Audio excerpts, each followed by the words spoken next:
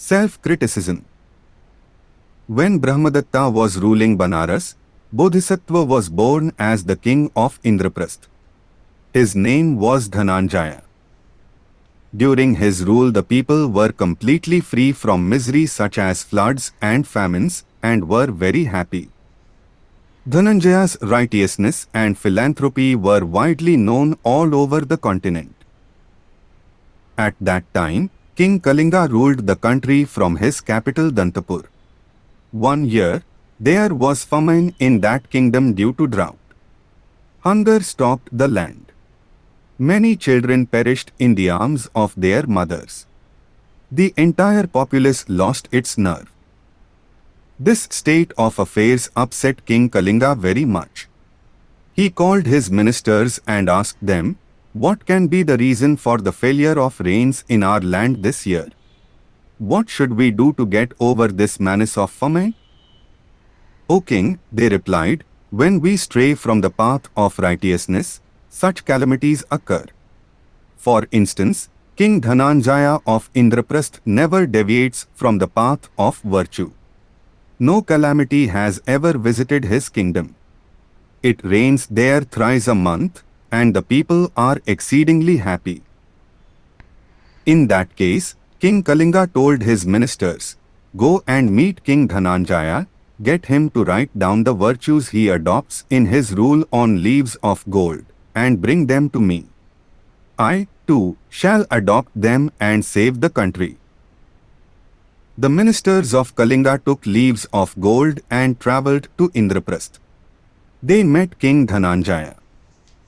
"O virtuous king, we come from Kalinga where people are dying of terrible famine.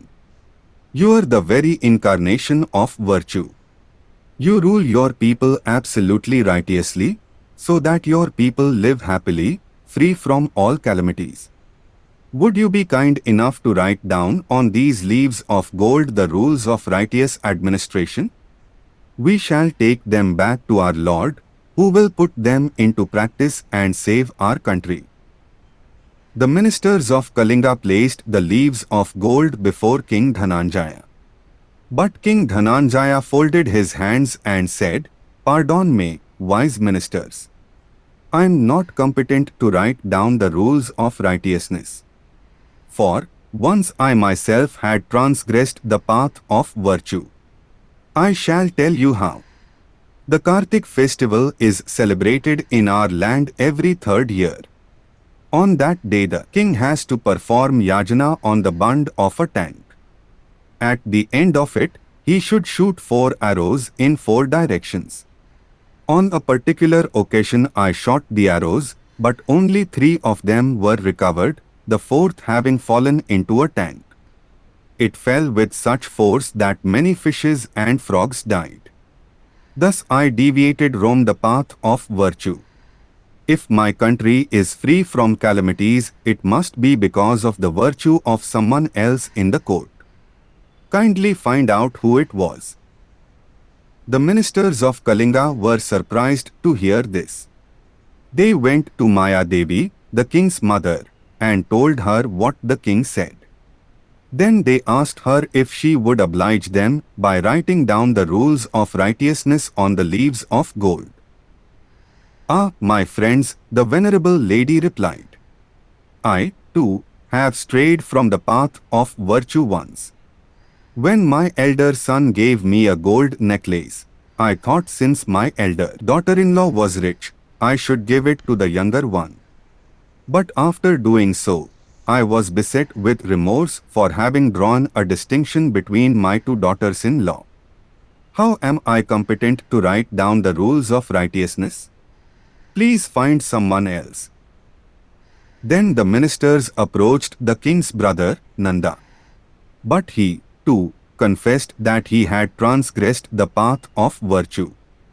"I take a ride to the palace every evening in my chariot. At times I stay back for the night. If I leave my whip in the chariot, my charioteer knows that I shall return, and he waits for me. If I take the whip with me, the charioteer drives away and comes for me only the next morning. Well, One evening I left my whip in the chariot, intending to return soon. But suddenly it began to rain, and my brother, the king, detained me in the palace. All through the night my charioteer waited for me, getting soaked in the rain. It was unforgivable on my part to have put him to that discomfort. The ministers then went to the king's Purohit hoping to find in him the required merits to fill the leaves of gold. But he, too, had to confess to a breach of virtue. He said, "One day I was going to court when I saw a chariot with gold fittings. Seeing it, I had an urge to request the king to make a gift of that chariot to me. The moment the king saw me, he told me that the chariot was a gift for me. I was so ashamed of my cupidity that I had to decline the gift. So, don't take me as an embodiment of virtue, which I am not." As a last resort, the ministers of Kalinga went to the minister of Dhananjaya. But he, too, had a confession. One day, he said, "I went to measure a peasant's land. At the exact spot where the marking peg was to be driven into the ground, I found a small hole. If I avoided the hole and drove the peg to a side, either the peasant or his neighbor would lose a bit of land. So, in the name of accurate justice, I ordered the peg to be knocked into the hole. As this was being done, a small crab came out of the hole and got crushed. Tell me, how am I entitled to write down the rules of righteousness?"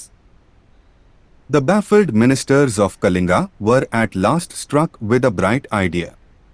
They wrote down on the gold leaves all the stories they had heard, and took them to their king. King Kalinga read them and realized that the best virtue is the awareness of righteousness. With self-criticism as his motto, he ruled his country, and the people were freed from all calamities and lived happily.